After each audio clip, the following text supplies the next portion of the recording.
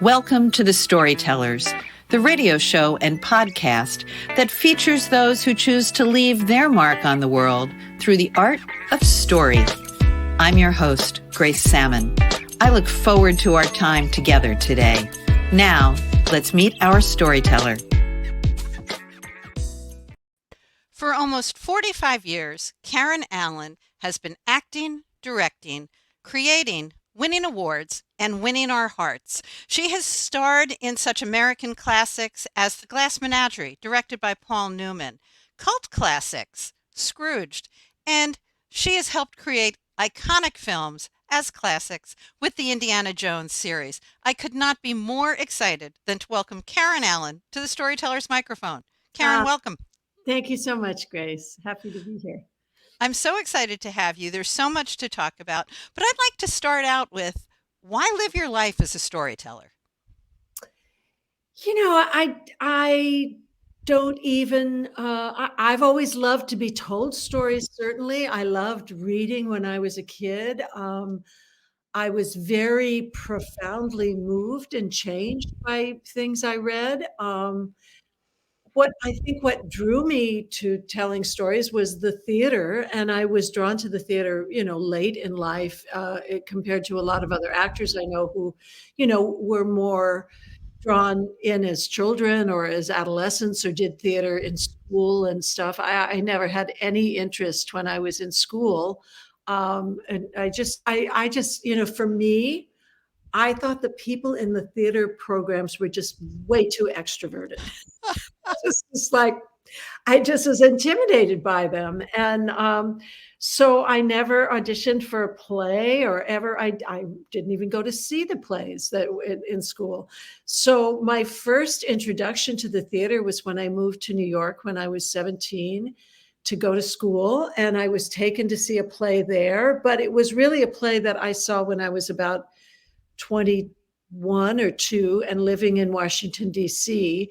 I was taken to see a play. We actually went to Philadelphia to see it. And it was, unbeknownst to me, by the most famous theater company in the world, directed by who at the time was one of the most celebrated directors, who had just come out with a book called Towards a Poor Theater. And it was extraordinary actors that this director called acrobats of the soul. And I sat and watched this performance, and I literally went in one person and came out a different person. And that person wanted to understand how these people who spoke completely in Polish now, I didn't understand a single word they said for 2 hours. And yet I was transported into the world and the story that they were telling. And it sort of transcended language. And there was something so profound about that experience to me that within a couple of weeks, I was studying acting, and my whole life kind of turned on this little corner after seeing this play. So I never looked back. I just went right working in the theater. And at that point, I became ravenous for plays. I had never really read plays in my life. And I would just somebody would mention a playwright who I had heard their name in passing, but whose work I didn't know. And I just would start to read every single play they'd ever written. And I did that with a lot of the playwrights. I just self-educated for the next few years, just reading plays, and trying to get to understand the landscape of the world I was entering, which is completely a storytelling world. That may be the best ever answer to that question. I love it. So you got transported. You've done stage and screen.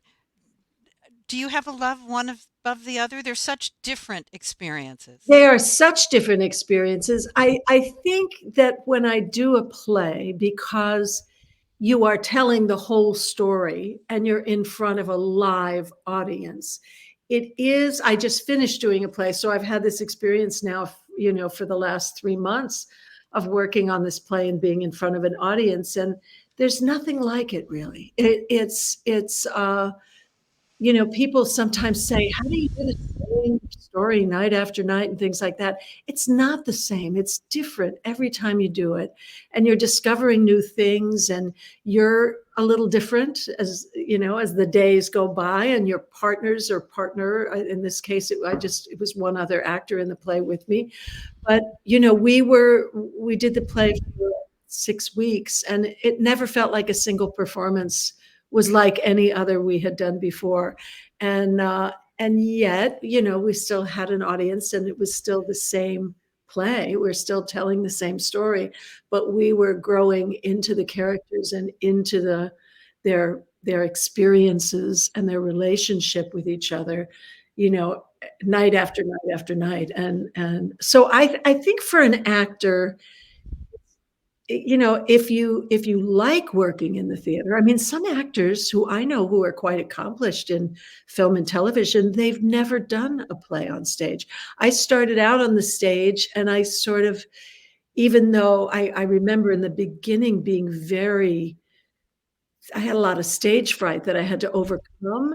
But I mean, once I really overcame the lion's share of that, it was just such a glorious experience. And so I think that's more of if I had to choose between them, which I would never want to do, but I have to say the experience for an actor of doing a play can be, not always, I suppose, but can be a much more profound experience than, you work in a film and it's all chopped up, and you do a scene a few times and then you move on, and it can be one of the most profound scenes in the film, and yet you shoot it on the third day and then you never come back to it. So it's a different way of working, a different way of approaching the material, and there isn't that, you don't have the luxury of repeating it time after time after time.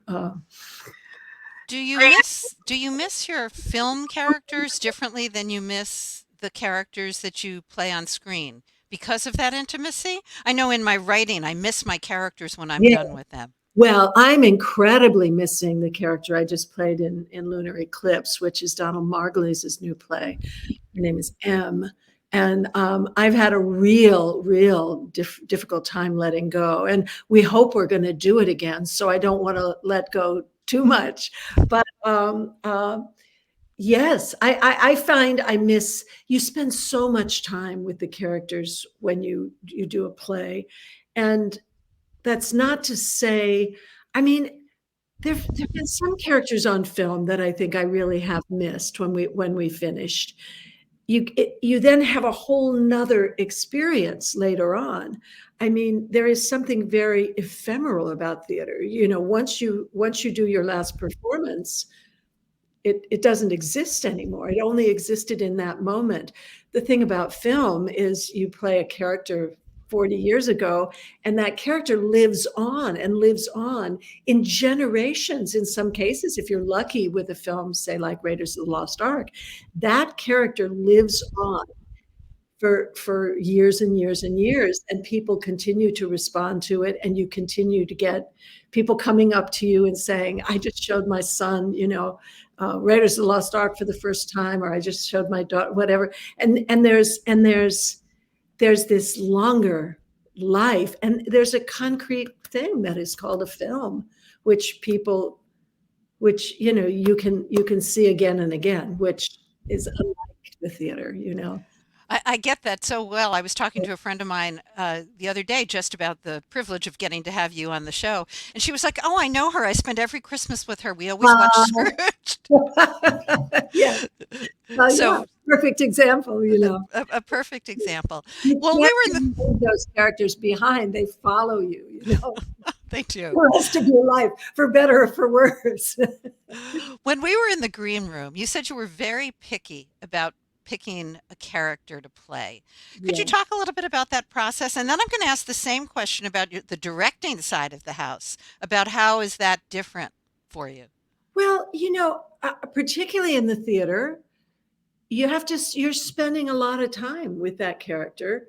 8 hours a day, every day when you're rehearsing, and then you go home and you spend more time, you're working on the lines and the scenes, and you're delving in and you're asking a lot of questions, and you do the same in film, kind of a lot as preparation, and then continue to do it throughout the film. But there is this sort of sense of uh, not holding on to things. You don't hold, you can't really hold on to scenes that you've already played in the last 2 or 3 weeks or months. You've got a whole new group of things you have to learn the next day, and even things like your locations and where you're shooting, all of that in film, it's very temporary. On the stage, you're on a set that has been created, and you return to that set every single time. In film, you might do a very important scene in a plaza in the city somewhere, and then you never go back there again. So there is this ongoing letting go of things as you finish doing them. But yes, there are characters to this day. I mean, there's a character I played Helen Keller as an adult, and I did that play for about 1.5 years. We were at the Kennedy Center in Washington, and I had to really delve into the reality of a person who could neither hear or see, and what her world was like. And then I had to get on stage night after night and portray her. And I feel like I learned so much. I mean, I was sort of a changed person by that experience. So, some characters just stay with you like through your life. It's like they become like a part of you. So, yeah. Do you pick those characters? How do you go about picking a role then? Is because you've played real people like Helen Keller, Krista McCullough. How do you decide on a role? I have certain questions that I ask myself as I'm reading a script and doing, some early research, maybe before I've said yes or no. And those questions are, I think one of the main ones is there something that I feel like I can bring to this character that would be unique? Do I have a connection on some level, whether it's fully conscious or unconscious, doesn't really matter. I don't know, it's like a moth to the flame. I read something and I feel like I don't even necessarily always understand why, but I feel like I really need to play this role. It would be an honor, a privilege to step into this person's shoes. And sometimes there can be something very familiar about the character, something I recognize, something I feel like I really know that maybe has gone unexpressed in my own life. Or sometimes I feel like the character is very, very far away from my experience, but I'm very interested in what that experience is. And then I'll read other characters and I just feel like it's just not for me. I can admire the writing. I can admire the storytelling. I can love who's directing it and who else is in it. But I just feel like, if I can step out for a second and be a director or a casting director, I would think I wouldn't cast me in this role. I just wouldn't, because I just know that there's somebody else out there that could connect with this character more than I'm going to be able to connect with the character. And I guess that's what I'm looking for. There is some resonance. I'm looking for some sort of real understanding of who this person is. Even if I don't have the understanding, then it's like a yearning to understand. So that's that understanding, that feeling connected. Is it the same thing when you choose to direct something? Because I know far less about your directing than I do your acting. Well, I'm like really picky when I direct something, maybe even more so than as an actor. And I have, knock wood, had the good fortune to work with artistic directors at theaters who have, some directors, they only direct things that people hand to them, that maybe they have not ever had any previous interest in. um, I am such a reader of plays that I very often, at any given time, there are 20 plays I feel like I would love to direct. And so I will often sit with an artistic director and say, here are 10 plays I would love to do. Are any of these ones that interest you? And that's how I've gone about directing all but just one play, maybe, that was sort of given to me, but I knew the playwright quite well, and it was a new play, so I didn't know the play, but yeah, I think as a director, you have to not only love your character, but you have to love the story that you're telling, and you have to feel like it's a worthy story to tell an audience. Like, why? I guess my question often is, why tell an audience this story? What, and I very often feel like the theater is sort of a gift. You want to find something that gives a gift to the audience. I see a lot of plays, where I just walk out and I think, gee, that was like being at a bad party. Oh, I didn't meet anybody I would ever want to like run into. you know, and I don't want to direct those kind of plays. I want to direct plays that really have almost like a life-changing experience. And that's what I look to the theater for, honestly. I don't really go to the theater looking to be entertained per se. That's not to say that I mind being entertained some of the time in the theater. I love to laugh in the theater, and I love comedies, but at the same time, I'm looking for something more underneath all of that. I really want, I mean, the phrase I always use is I want it to rock my world. I want to leave the theater. It goes back to maybe that first experience I had. I want to leave the theater feeling that something in me has grown or shifted or changed, or I've become more aware of something in myself or in the world, or I want to leave with something. I don't want to leave empty-handed from an experience in the theater. And so I feel that way as a director. I don't want the audience to leave empty-handed. I don't want them to think, oh, well, that was a nice bowl of ice cream or something. I want them to have the real a full meal, of nourishing, interesting, complex meal. well, you have done so many different types of roles over your career and quite honestly, quite a long career. How have you seen? I was going to ask you, how have you seen Hollywood change? But I'll have a different question than that now. It's have you seen the industry change since you first burst onto it with Animal House? I think, the first thing that comes to my mind is there are more women involved in all kinds of key ways, which is, I think, when I did Animal House, certainly when I did Raiders of the Lost Ark, I think on Raiders of the Lost Ark, I was one of, a handful of women involved. I mean, I think I was the only sort of main character in the film that was female. There was one other, Salah's wife, I think was the only, and she's on, screen for a few minutes. And then, then you extend that out to the crew. And I think on the crew, there were maybe 2 or 3 women in a crew of 120 men or so. So that has changed quite a bit. I mean, I see a lot more women and a lot more roles, both in the crew, as writers, as directors, as producers, in all across the board, in key positions, cinematographers, production designers, that were always given to men.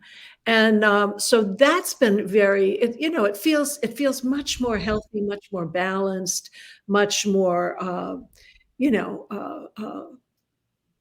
as it should be, where I think it always felt a little unbalanced, and it was a little, you felt like, you had to be, as an actress, you had to be one of the guys, just to try to fit into that whole Sure. world. So, I love that aspect. I love the aspect that I feel like there are more female-driven films, more stories that represent my own experience of life and of the world. And so that that feels great just for me as a person watching films, to not have everything be so about a very masculine world, or a masculine dominated world. And so it makes me a much more enthusiastic film watcher. I think I was drawn initially to European films much more than to American films, like as a young person in my, college age and on up, because for that very reason, I felt like there were a lot more films about women and with women who had very complex lives and experiences. And American films seemed very kind of macho and male dominated in the 60s, 50s, certainly. And then I, of course, grew up on a lot of the 30s and 40s films that were on television when I was growing up. And it's interesting because, there were some very strong women in those films, Katharine Hepburn and Joan Crawford and Bette Davis. And, they were strong women who could carry films. And then we went into a weird period there for a while where, women were kind of the sidebar. And they were kind of over feminized or something.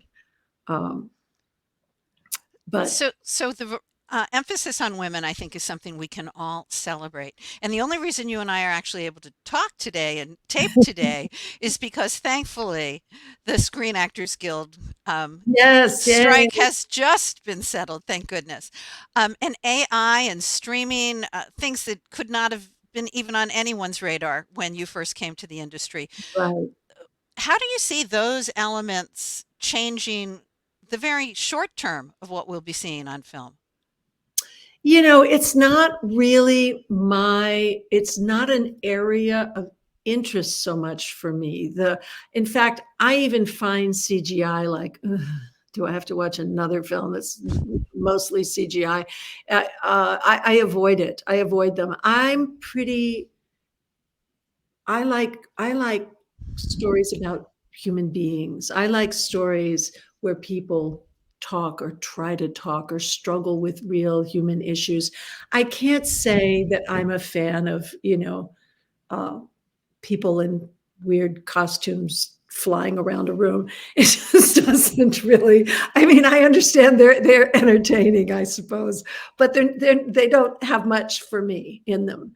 I try to not even take the time to watch them. I mean, sometimes I have to watch them as just a part of my profession, because I'm in the academy and I really commit to watching as many of the films in the course of a year as I possibly can. But it's not my favorite. The whole AI thing, where it's going to go and how it's going to be used, I think remains to be seen. The last Indiana Jones film I just did, Dial of Destiny, they age Harrison back, 30 years or something, and it's very well done. I think there's been some films where it's been awkwardly done in the past, but they found a way to do it that was really remarkable. And the CGI, I have to say, in this film is fantastic. It often what I feel when I look at CGI, which is, for anybody who doesn't know, computer generated graphics. Or imagery, or whatever the I stands for. But, it's kind of old, calculated to me. I never feel like there's any real risk.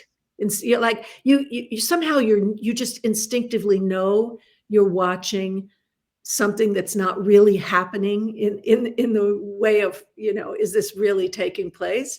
And something in your eye or in your sensory perception in some way knows it's not real, and therefore it's hard to get very involved in it. I think it's starting to improve. At least I remember feeling when I watched this latest Indiana Jones film. It was quite extraordinary. I felt a lot of jeopardy for characters who I think were not in jeopardy at all, or actors who were not in jeopardy at all. And that's tough to do. And maybe they're starting to get better at it, figuring that part of it out. But it's not it's not a part of my fascination with film. Um, even I made a little film called A Tree, a Rock, a Cloud, a little story that takes place in a cafe with a older man and a young boy. It's a kind of passing of wisdom. He tells him about the nature of love. It's a beautiful little Carson McCullers story, short story. And we had to use some computer generated graphics for that. We just to put it in the time period it was in. So it's a beautiful tool to use in film, but when it becomes really the whole film, it sort of loses me. I'm 5 minutes in and I'm just like, when will this be over? You mentioned that you're part of the Academy. I don't think I've ever had the opportunity to ask, what does that mean as an actor for you? You watch the films. What are the nuts and bolts of that, if you could?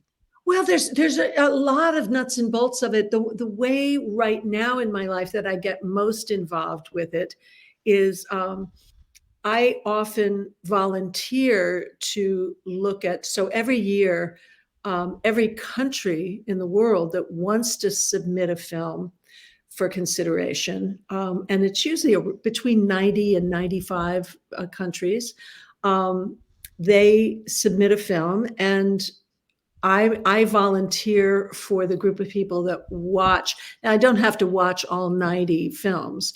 I'm assigned a certain number of films, and I could watch all 90 films if I had the time.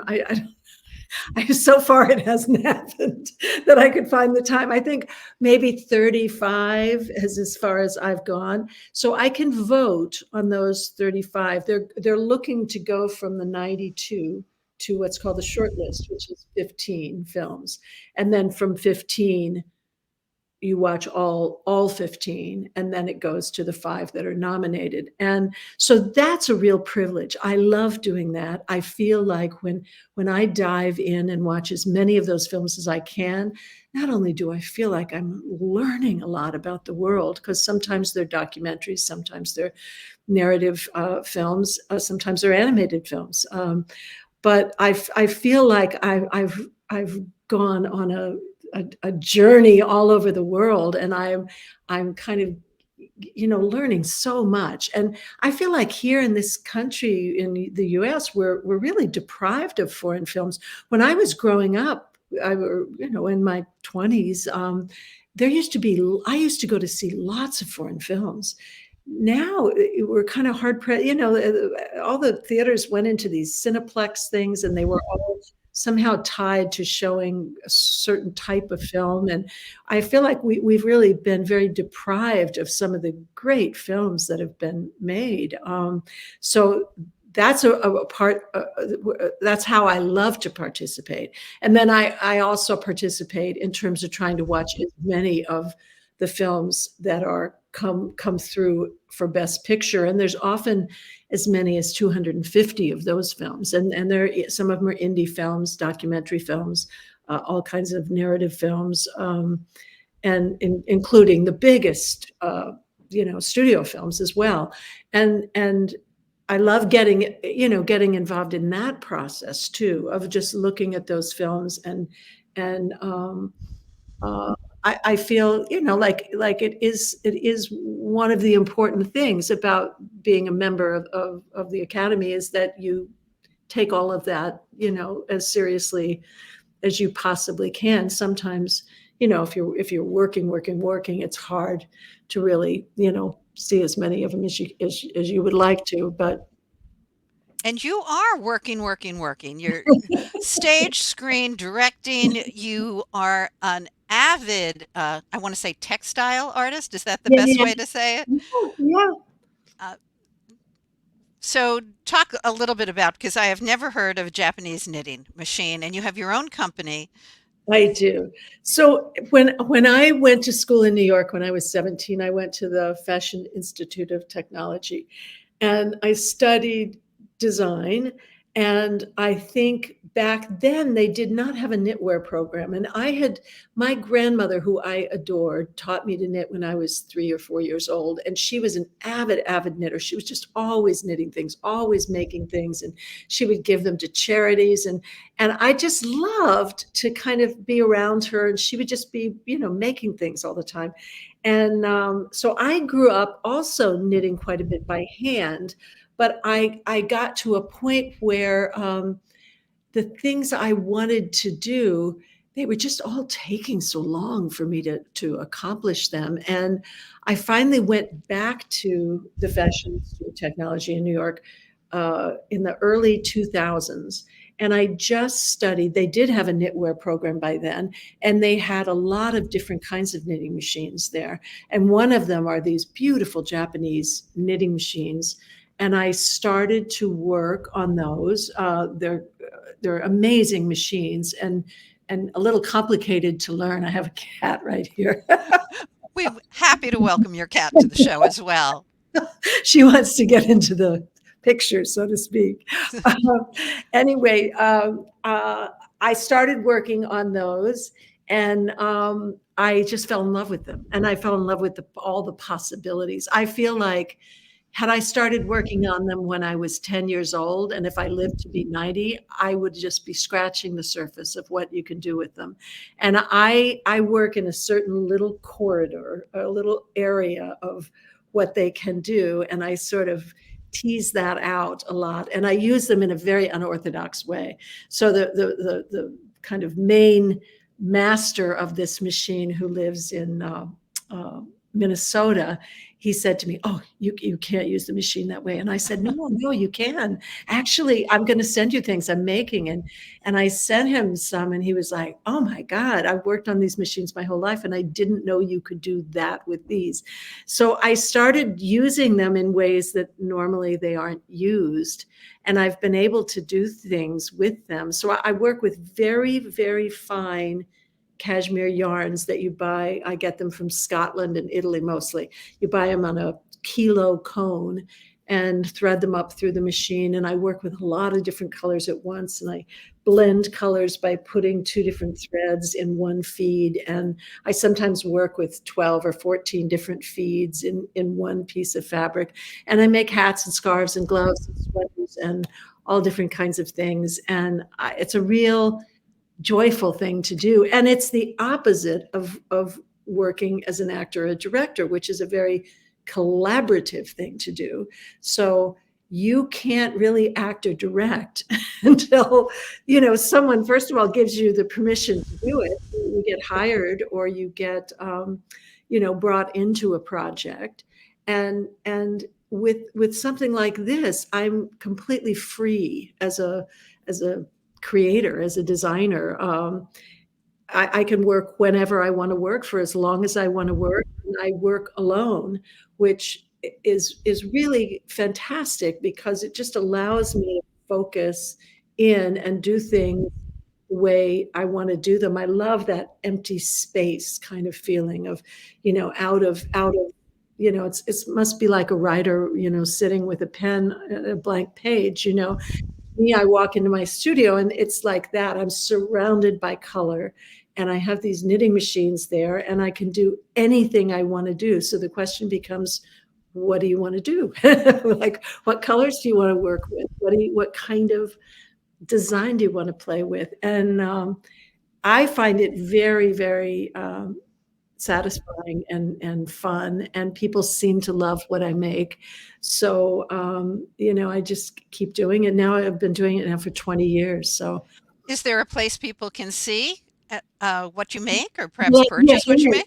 I have a store, which is in Great Barrington, Massachusetts. It's on Railroad Street in Great Barrington. And there's also a website. And on our store's website, there's a little button you can click on that says Karen Allen Cashmere, because we carry about 90 other designers from all over the world. So I handpick who I think are just among the greatest textile designers in the world. And mostly it's clothing, like textile designers who use that, their approach to make clothing. We don't do very many. I don't have abstract wall hanging kind of textile stuff.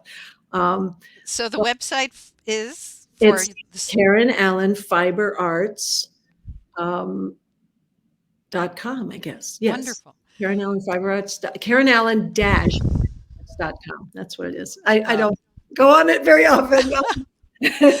Well, Karen, I can't believe how the time has gone. I have so many more things I would love to talk with you about. I want to thank you for being on our microphone, and thank you for the gift you have given. Thank you so much. That means a lot. Well, it means a lot to have you here, and good luck, safe travels. I know you're off to England soon to do some work there. And then, am I right, back to direct a film? Yes. I mean, we won't do, I mean, I'm back to see the first draft of the screenplay, which is just being finished. And it'll be, these things take time. It'll be, I think, a year and some change before we actually get into pre-production for it, because it's a process. But well, we look forward to many more years of Karen Allen. Karen, thanks for being with me. Okay, my pleasure. This has been a copyrighted episode of The Storytellers by Grace Salmon and Authors on the Air Global Radio Network. That concludes this episode of The Storytellers. I'm so glad you could be part of the story today. I hope you share the stories, tell your own, and come back for another episode, because when our stories are told, everything changes. I'm Grace Salmon.